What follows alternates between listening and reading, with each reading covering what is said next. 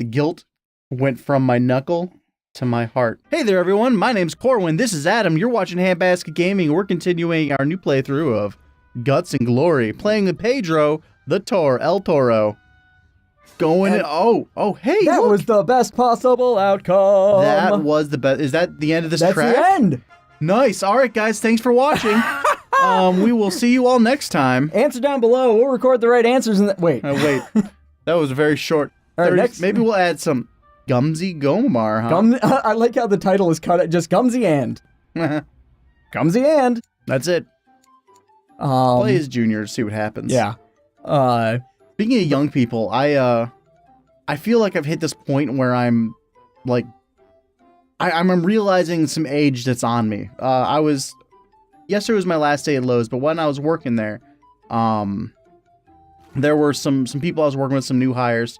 This girl who was 21 years old, this other kid I was working with, he was 19.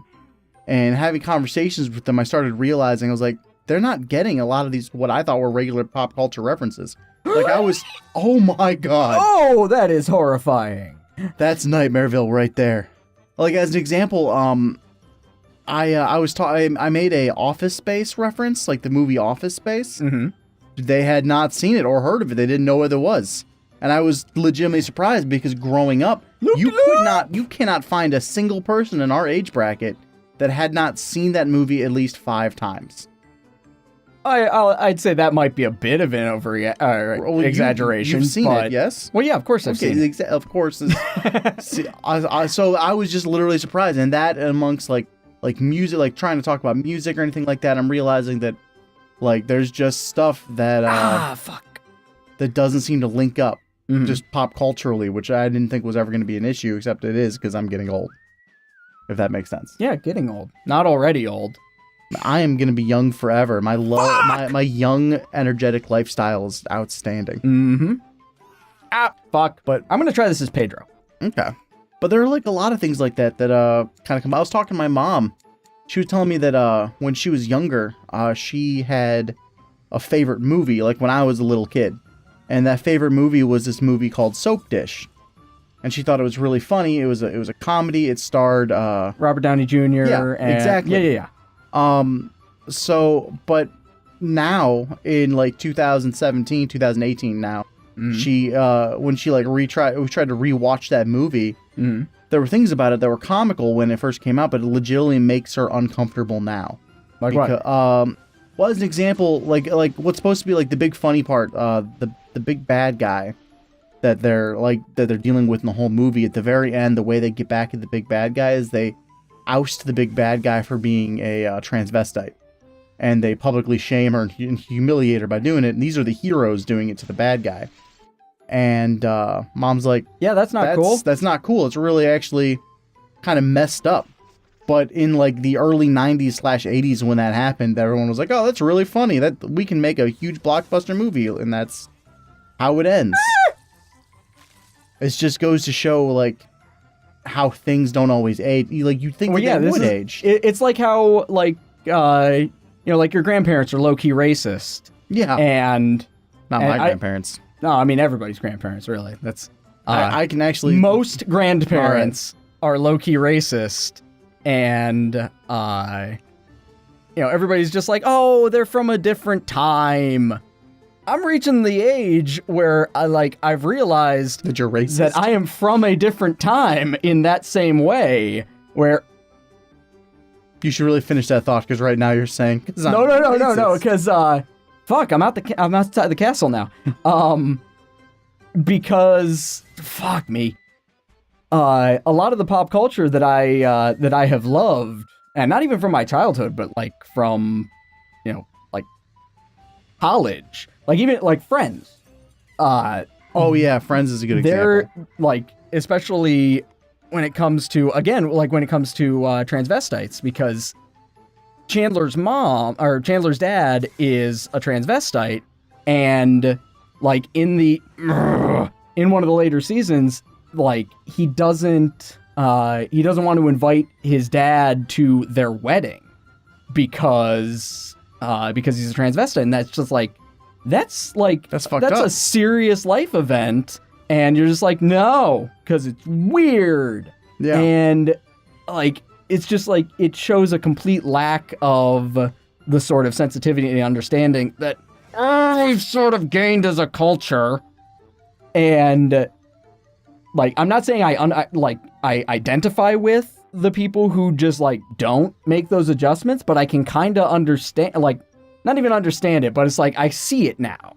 I see a certain degree where you could end up being like, and not even by like actively fighting against the change, but just by not being aware of the shit going on around you. Because like, if what you're trying to say is that like if you're not plugged into popular culture, like if you're like for whatever reason somebody who God damn it, somebody who doesn't have like a Facebook or Twitter or Tumblr or any, like, you know, somebody who's not plugged into the world outside their own like little corner of it, I could see how you just miss the fact that, you know, you don't, you know, it's not like that's not funny anymore.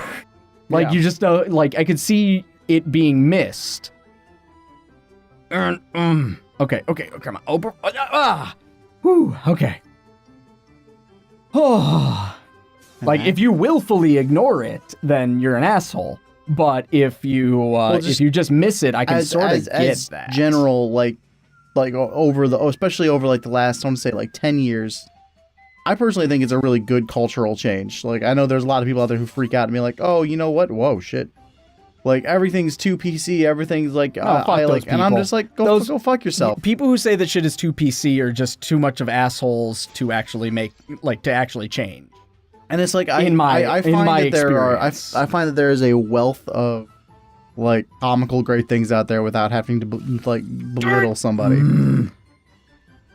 Well, I mean, okay, I can see both sides of that actually, because a lot of comedy comes from belittling people or ideas, and to a certain extent, you know, like there's a difference between like a bigotful standpoint. Like you can make fun bigotful. of. I don't know. It's a word I'm using right now because No, it makes sense. It's exactly what you mean it to mean. It's just not a word. Like you're like Shakespeare right now. You're making up words because they don't exist right now. I do commonly be called actually Shakespeare. bigoted is What I'm looking there for. actually is a word for that. So never mind what I said. You're not Shakespeare. I'm Shakespeare. You're just an asshole. Comment below if I'm Shakespeare. And see, that's kind of funny, me calling you an asshole just then, but it absolutely was in the form of, you know, belittling you. And I obviously don't mean it, and there's comedy behind it, and there's love behind it, and that's why, you know, that's why it's kind of okay. But it's obviously, oh God, belittling you, but the fact, like, you know my intent, and that's why I hope you're not offended. Oh, I'm not offended, Adam. Don't hurt me, Corwin. I am bigger than you. Well, yeah, I mean, I put on a few pounds, but nowhere near. See, and there's another one. I'm being mean to Corwin because I'm trying to illustrate a point. That's why he's mean to me. Yeah, That's exactly. Not like I try It's not fine. to be mean to you. I'm sorry. I know what you mean. No, I'm forked. Yep. But it's the matter of if it comes from a place of love, it makes it a lot more acceptable in my opinion. But if you're doing it because you don't like the people you're making fun of, like it's the difference between goofing and making fun of someone. Like it. I don't know. I'm maybe I have to go at some because what I'm thinking of now is Eddie Murphy had a stand up that was like legendary for a long time called Raw. Yeah. And how in the fuck? I don't know. But in that stand up, he has just the huge amount of like homophobic jokes. Oh yeah, he that were, really it was does. really heavy in that field. And like years later, actually it was like the last few years, I think it was like probably in 2015, he came out and apologized for them because he was like, "Hey, that's not cool." Yeah, that's not cool at all. I think that was like pretty solid of him, but unfortunately when you've got stuff like that in stand-ups, it kind of makes it puts a timestamp on them. Oh, absolutely. Because you can't appreciate them later. Like at that point in time during like was it the 80s or early 90s when that happened? Yeah. Like, that was something that was acceptable and people thought it was funny. That's actually, I had never seen Philadelphia. Are you fucking me right now? I am not, but given the proper music and And lube. food, Yeah. I'm sure Food. that, sexy time food. Okay. Adam, with you, it's going to be special. Okay. What does that have to do with food? It's going to have food, Adam. Food has There no you go. place in the bedroom I'm in a fucking blender.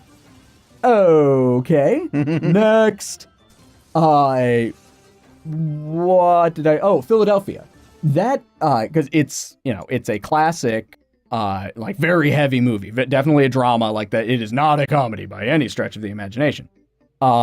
It's, Tom Hanks and Denzel Washington and, So we've already established it's a good movie.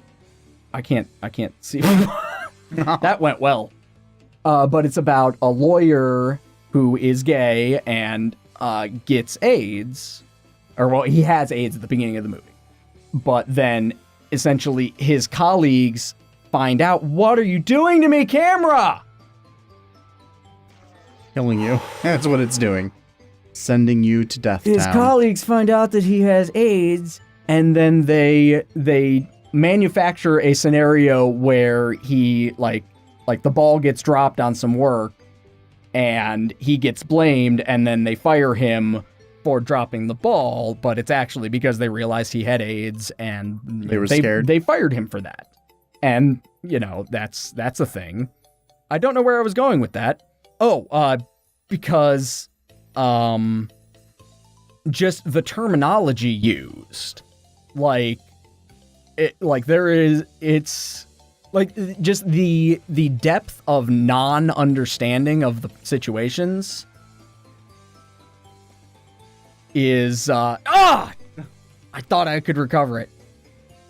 Is just very evident just even in the terms that they use. It starts off with Tom Hanks goes to see Denzel Washington because Denzel Washington is also a lawyer, because he's looking for a lawyer to defend him in the wrongful termination suit. Fuck. Really hoping if I landed upright, I'd be fine. I need to change characters. Yeah, character's not doing it. All right, Pedro. Speaking of low-key racist, here we go.